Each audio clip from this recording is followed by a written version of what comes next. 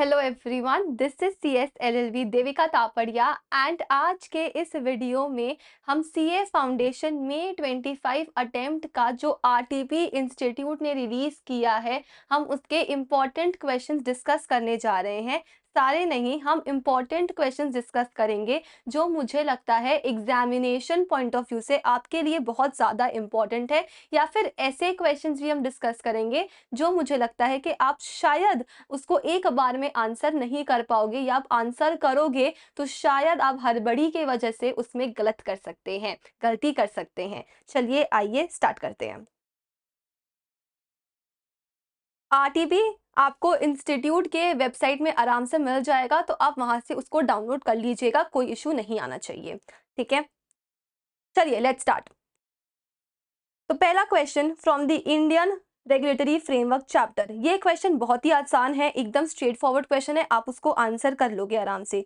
The first question that we are going to discuss is question number 2।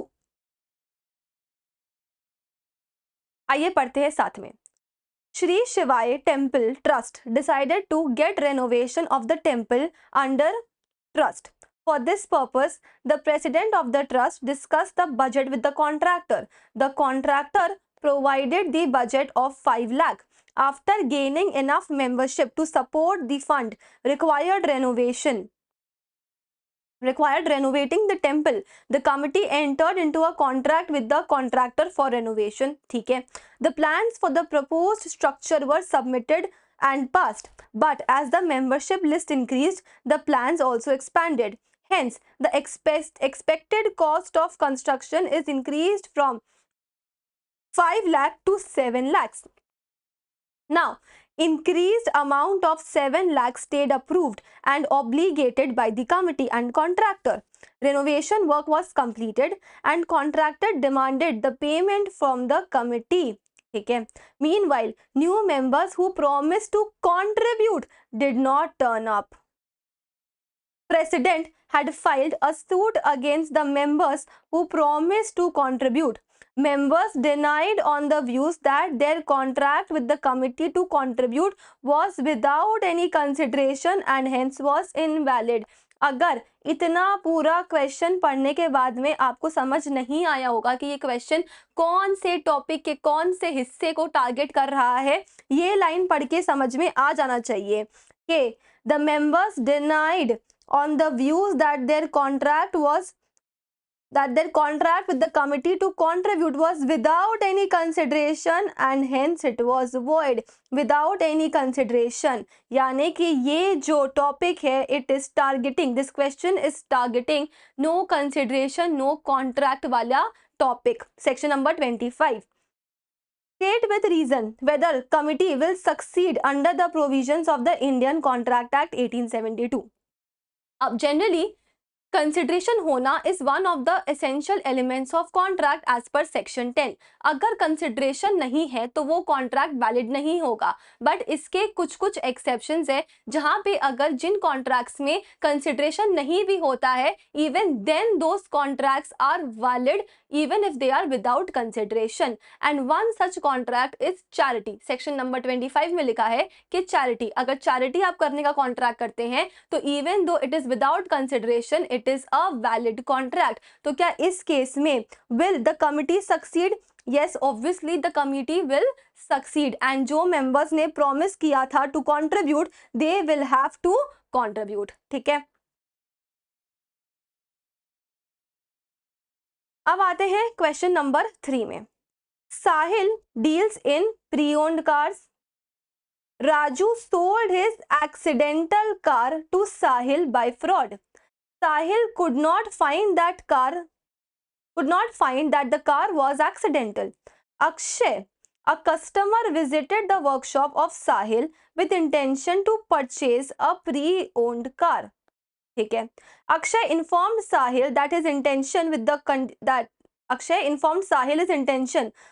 condition that car should be free from any accident. Sahil sold that car to Akshay on erroneously believing that the car did not face any accidental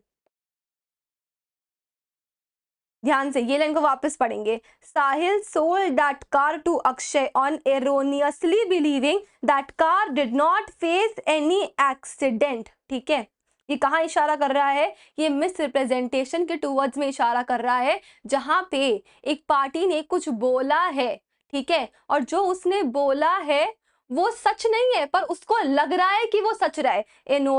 erroneously believing, ठीक है, जो उसने बोला वो सच नहीं है, पर उसको लग रहा है कि वो सच है, that is misrepresentation.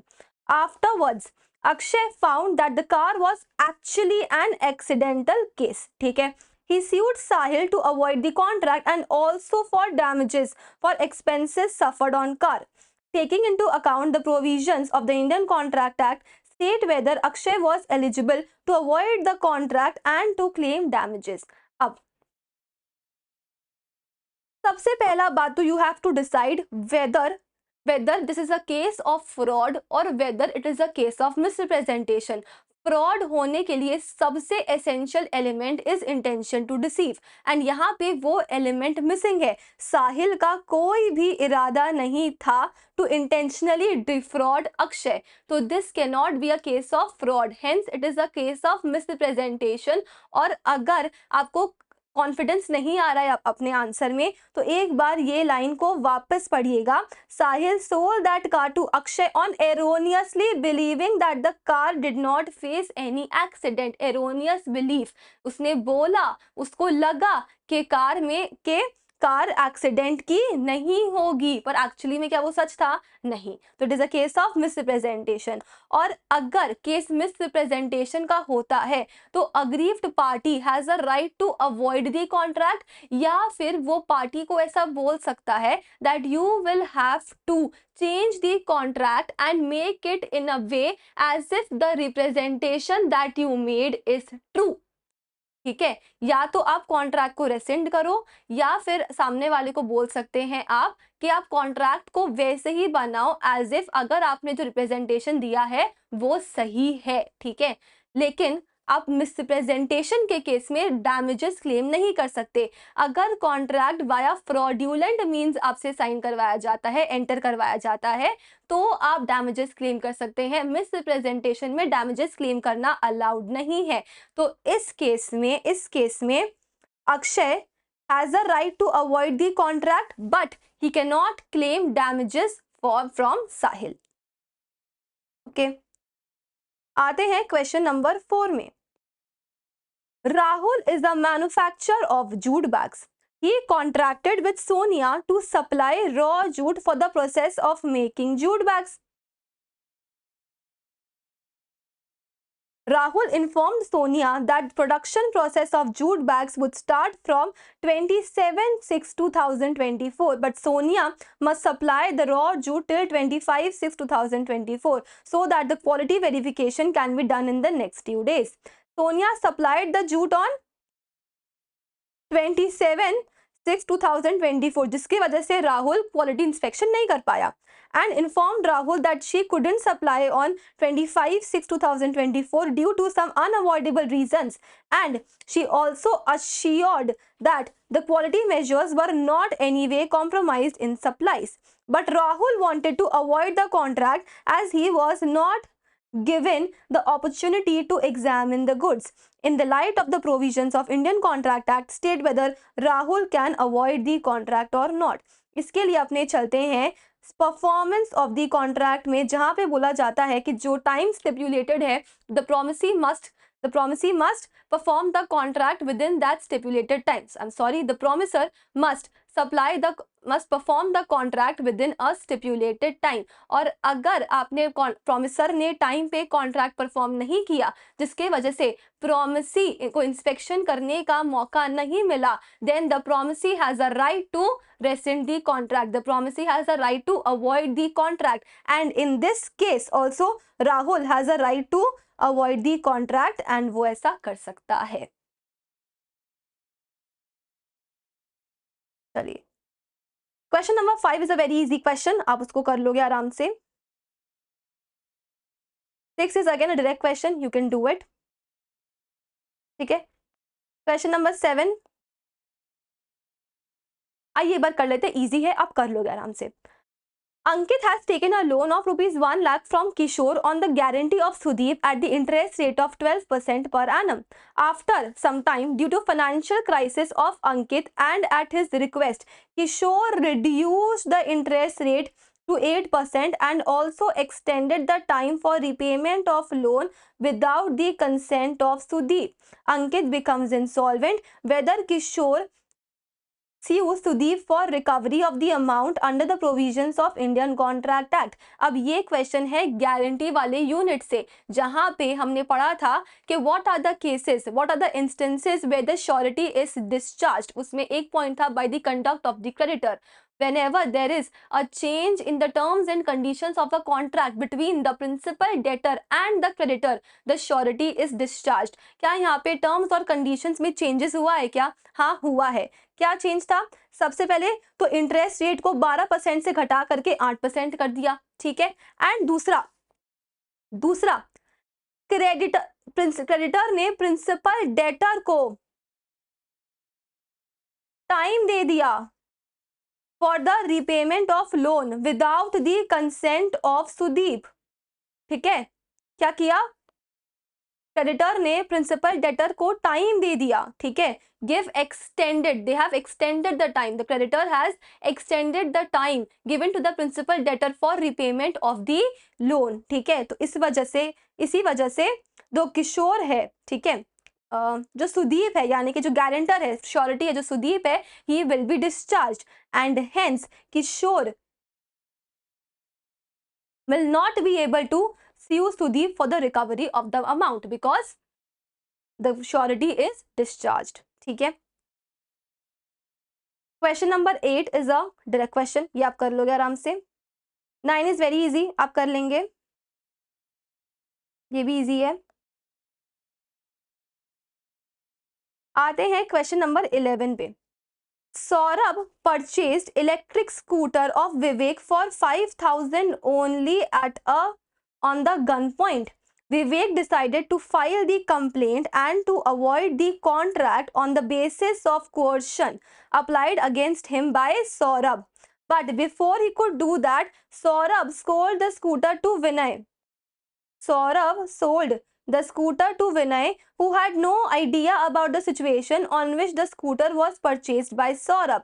Vivek sued Saurabh and Vinay for recovery of the scooter, referring to the provisions of the Sale of Goods Act. Whether Vivek was correct in his decision.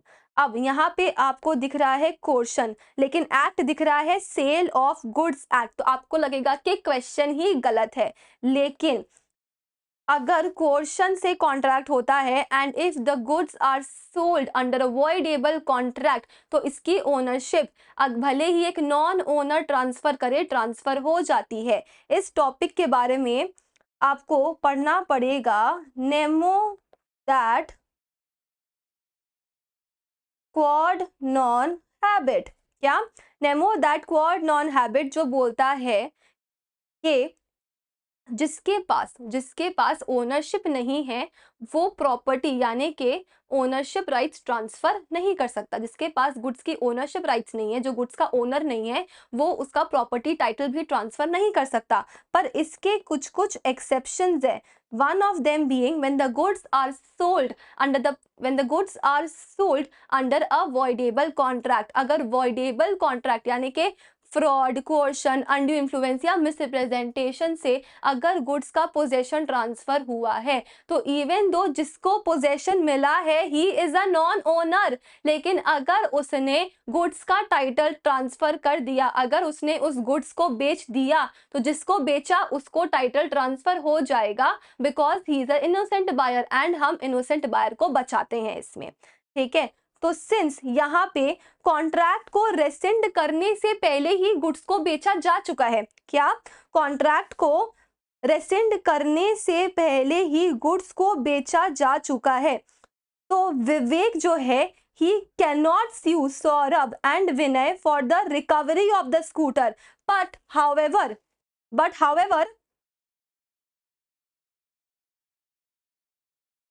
Vivek can sue Saurabh for damages. वो damages claim कर सकता है पर उसको scooter नहीं मिलेगा क्योंकि second buyer यानी कि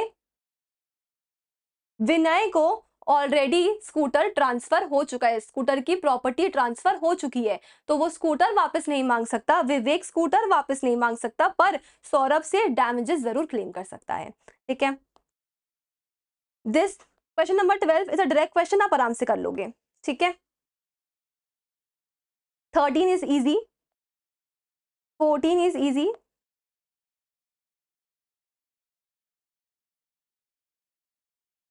15 भी आप कर लोगे, ये बहुत इजी है, डायरेक्ट क्वेश्चन है। 16 भी आप कर लोगे तो direct question.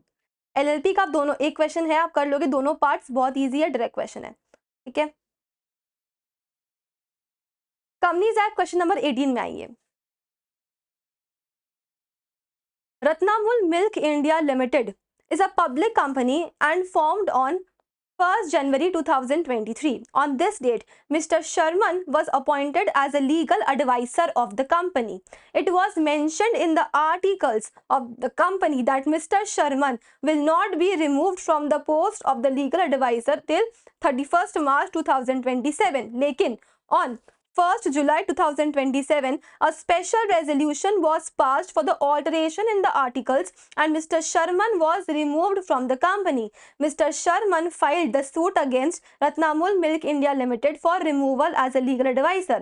Referring the provisions of the Companies Act 2013, whether can company remove Mr. Sharman? ठीक है, सबसे पहला बात तो आर्टिकल्स क्या होता है?